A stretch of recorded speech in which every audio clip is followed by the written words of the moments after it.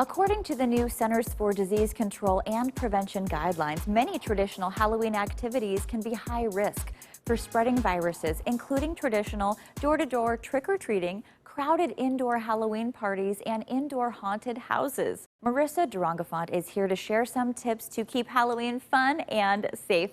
Well, Nicole, Halloween has actually been looking a little different this year. We're thinking Thanksgiving and Christmas might be a little different. So we just really need to get creative.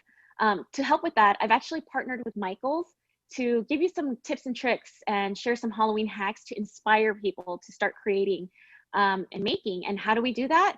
Through arts and crafts. You can actually do things like create contactless trick-or-treating or create a mini haunted Halloween photo op in your front lawn.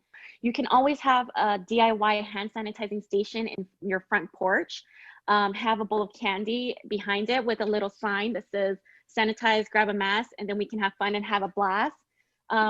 Another fun idea is have a Christmas tree out there. It doesn't have to be Christmas ornaments or anything like that, but have grab bags, ring pops, and add those to the trees. If you don't want to participate in giving the kids cavities, then make some stickers for them. Put the stickers onto the Christmas tree and let them pick up the goodies.